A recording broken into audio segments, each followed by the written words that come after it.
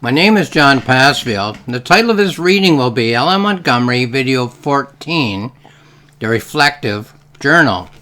Here is my novel, L.M. Montgomery, I Gave You Life, but I'm not going to read from the novel this time. I'm going to read from the journal that I wrote while writing the novel.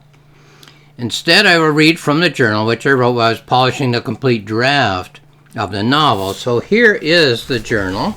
I'll just hold it up. This is the physical copy, held together with elastics. The cover is deliberately fuzzy. A novel emerges out of the fog as you work on it. So at this stage, which for the journal is the polishing stage, you don't quite know what the novel is. It's like a ship or a lighthouse emerging out of the fog.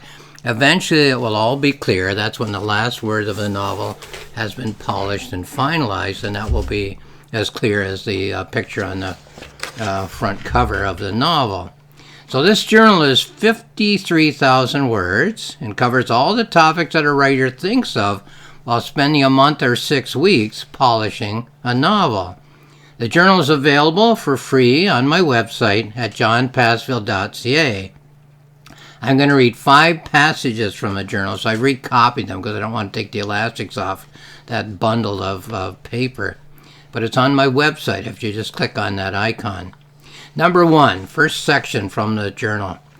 The first idea for a novel on the topic of L.M. Montgomery came to me on Sunday, May 20th, 2018, which is now a year and a half ago. Well, it's actually now, as I'm reading this, 5 years ago.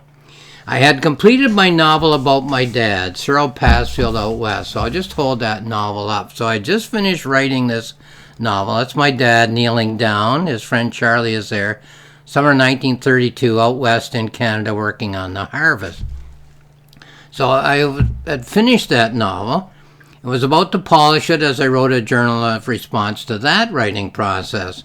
At that time, I realized I'd written 2 novels about iconic male Canadians, Dr. Norman Bethune and Terry Fox, and was planning to write a third. This would be about Glenn Gould. This led to a consideration of who among the iconic female Canadians I could write a novel about. The first female name on my list was L.M. Montgomery. Later, I came up with a 3-element plan for a proposed novel about L.M. Montgomery. So 3 dashes here. I'll number them. Number 1, the outer frame of an L.M. Montgomery novel would be her under pressure at a later time in her life. 2, within that frame, she would remember the days when she was writing her first novel, Anne of Green Gables. And number 3, she would also imagine her character Anne as a character person who would interact with her author. So she would imagine the character Anne as somebody who would talk to her, that they could interact back and forth. This all came out of the reading that I'd done and would draw on for imagery. Anne of Green Gables, the L.M. Montgomery journals, and the biographies of L.M. Montgomery. I let the topic simmer as I worked on my novel, Glenn Gould, Light and Dark, the novel I was writing at the time. Okay, number 2, the second passage from the journal. My novel would have the author, L.M. Montgomery, and the character Anne Shirley in a duet-duel. Now, duet suggests harmony, duel suggests disharmony. Duet-duel.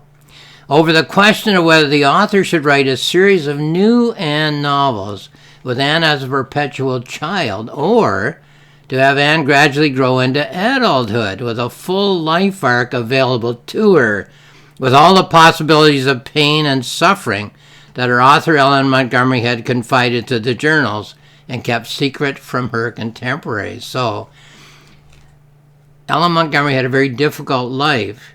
She recorded that life secretly in her journals. They weren't published till after she died. So when she's writing her final Anne novel, I thought to myself, what if she thought back to the day when she decided whether or not to let Anne grow up, and wondered if that had been a good decision, considering what an adult life in this world can be, how painful and difficult it can be to live in this world, as expressed in the journals of L.M. Montgomery. At that time, I also decided there would be lyrical passages in the novel which would be derived from the novel Anne of Green Gables. I thought it would be a good idea if these lyrical passages were ambivalent as to whether the author, L.M. Montgomery, or the character Anne was looking back to those lyrical experiences. So who wished she hadn't grown up? Who wished Anne hadn't grown up? L.M. Montgomery, looking back with nostalgia, wistfulness at the Green Gables experience, or Anne herself looking back with nostalgia and wistfulness at the time when she was a little girl. So this gave me 3 points here. Number 1, a strong outer frame image envelope, the later life of the author, L.M. Montgomery. Number 2, a strong life experience duet duel, the discussion as to the future of the Anne novels, whether the little girl would ever get to grow up or not. And 3, a strong lyrical remembrance by one or other of the 2 main characters of my novel about the original Anne novel, Anne of Green Gables. So that's the second passage I've selected. Here's the third passage from the journal which I've selected. By September 2018, I decided I needed to clear up some of the fuzziness surrounding the concept of the 2 main time frames of the proposed novel. Number 1, the time of the later life of the main character, L.M. Montgomery, and her knowledge of the agony to which she did not want to expose her character Anne. So that would be a frame for the novel, 1938, the agony of the life she's led. Number 2, the time of the success of the novel Anne of Green Gables, when L.M. Montgomery had a decision to make as to whether to write a series of novels in which the Anne character would grow up or remain a child. Well, there was my premise, but did it make any sense? You're going to write a novel that's set in 1938 and 1905? Included in that discussion are 3 different proposed novel topics. So I planned 3 novels at the same time, right? Because they would all have similar questions to ask. So here they are. I wrote all 3 of them. I wrote Glenn Gould, Light and Dark, later on. I wrote Emily Bronte, More Myself Than I, later on. And of course I wrote L.M. Montgomery, I Gave You Life. But I was planning 3 novels at the same time. I often plan novels in bunches, as a particular concept often leads to a sense of the variations that could be explored within the larger parameters of such a topic. So when you get a pattern and you start thinking of variations, you think, oh, that could be 3 different novels about 3 different characters. Okay, now, where will I pick up on this? The attempt to clear up the common premises and the individual premise variations of those 3 proposed novels helped to clarify my ongoing plans for this novel, L.M. Montgomery, I Gave You Life. Planning in groups of potential novels like this means that I often have substantial notes when I come to work on a new novel topic full time. So sometimes it helps to plan 3 novels instead of 1. It helps you solve problems because you can see more possibilities. Also, when you do that and you start a new novel, you already have some notes on it because back whenever you did some thinking about it. Okay, here's the 4th section that I chose from the journal. In October 2018, I thought of something that I haven't thought of since, that the proposed novel would be analogous to our present world situation, that we as a world society are engaged in a debate as to the future of this planet. I do not see my novels as allegories, so there is no allegorical prediction as to the future of this planet in the completed rough draft. On the surface, the novel is about a fictional writer writing a novel about a fictional character, but I consider the novel to be a more universal exploration of the human experience than that. The novel is about the creation of idea patterns in our individual minds, but it's also about the same process in our collective minds. I did feel as I began to plan the novel that the premise does not limit the novel to an exploration of the concept of novel writing or of literary composition, as I feel that the concept of considering the validity of various categories of interpretive imagery, of myths, takes place between countries. Countries think, and they negotiate with other countries, and they have myths that sometimes harmonize and sometimes conflict, just as Anne and Ellen Montgomery sometimes harmonize and sometimes conflict. Between factions within society, within every country, there are competing ideas, competing myths, sometimes harmonizing, sometimes clashing. Between friends and family, within a family, you can have competing concepts as to what the family's about, harmonizing, clashing, and then within the individual mind, two concepts, two ideas about where you should go with your life that hopefully harmonize, possibly clash. I saw the novel, and still do, now that it's complete in rough draft, as an exploration of the ways in which imagery works for us and against us, as a language by which we do our thinking.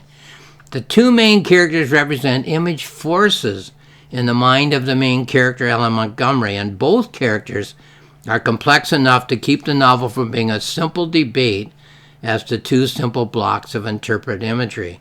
So the novel is rich because both characters have complex ideas. Okay, here's the fifth passage that I've selected. By December 2018, when I was closing in on a complete rough draft of Glenn Gould, Light and Dark, I had a title which pleased me, Ellen Montgomery, I Gave You Life. I was still puzzling out the outer frame topics as I had two ideas in my mind. They didn't seem to be easily reconcilable. So I kept coming back to this. How do you write a novel that's both set in 1938 and 1905? 1. That the outer frame image envelope of the whole novel would be the writing of Anne of Green Gables, and 2, that the outer frame would also be a time when an older Ellen Montgomery would have suffered through many years of what she considers to be agony, as evidenced by her journals. The solution was simple, but I didn't have it at the time. Another problem at that time seemed to be what the two main characters would know and not know. Do they know everything up to 1938? Do they only know up to 1905? Like, what? I'm the guy who has to answer this. Okay, number 1, would Ellen Montgomery know all about her agonizing life? Is she in 1905 or is she in 1938? Number 2, would she simply know that she has a contract to write more Anne novels after the success of her first Anne novel, Anne of Green Gables? So where is she mentally in terms of these two dates? 1905 and 1938. And 2 more points. 1, would Anne know about their later Anne novels which had been written? Or 2, would she simply know about only one Anne novel, Anne of Green Gables, and the contract to write more Anne novels and nothing more? The author has to decide these things. When the time came, I believe that I managed to solve these murky dilemmas quite well, but at the time, I was unable to free myself from clock and calendar time and to imagine the imagery as free-floating in the minds of the two main characters. Okay, those are the 5 passages I've chosen to read from the journal. Here's a note which occurred to me as I was reading this over. In the 3rd section which I read from this journal, I decided at one point that I would like to clear up the fuzziness surrounding the concept of the 2 main time frames of the proposed novel. I had the idea that one of what I would call the outer frames of the novel would be the time in 1938 when Ellen Montgomery was an older lady who had confided in her journals that her life had been quite miserable. I also had the idea that another outer frame for my novel would be the writing of Anne of Green Gables, which took place 33 years earlier, in 1905. The question was, how am I going to write a novel with 2 outer frames from such different time periods in the life of the main character? Now, it's often said that one of the most difficult things about being a writer is facing the blank page. How can one get an idea when all that one sees in front of one is a blank page? Well, I have different names for the kind of writing that I do. One of them is form writing. Another one is component writing. Over the course of 29 novels and what is now 7 novellas, I have developed a form for the novel and, get my page turned here, and a form for the novella. The point I'm making here is that I did not start the writing process for this novel with a blank page. What I started with was the John Passfield form for the poetic novel. There was already ink on the page. I knew that I would write a novel of 16 chapters on the topic of L.M. Montgomery. I knew that in every one of these 16 chapters there would be 8 image units of outer frame action, by which I simply mean the story. I knew that in many of my novels I had split each of the 8 image units with a single line image, which then gave me 2 segments within each image unit, a present moment story. So I did not face a blank page. Number 1. I took the dilemma which I had, how to write a novel with an outer frame present moment story, in which there would be 2 stories happening 33 years apart. And number 2, I took the form which I had devised with image units of 2 segments, and I decided that each outer frame image unit in chapter 1 would have both. Number 1, the present moment of 1938, which turned out to be the writing of the novel Anne of Ingleside, and number 2, the present moment of 1905, which I already knew would be the time of the writing of Anne of Green Gables. So I had a form. All I had to do was fit the information into it. And a major problem in the planning of form for the novel L.M. Montgomery, I Gave You Life, was solved. I did not have to face the problem of the blank page. Well, this is my novel, L.M. Montgomery, I Gave You Life, a novel by John Passfield.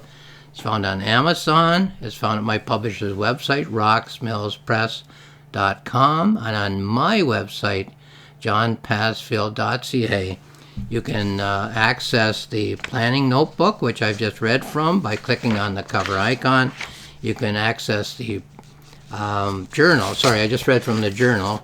And you can access the journal and the planning notebook by clicking on the cover icons and read all about the novel L.M. Montgomery, I Gave You Life. Lastly, thank you for watching this video.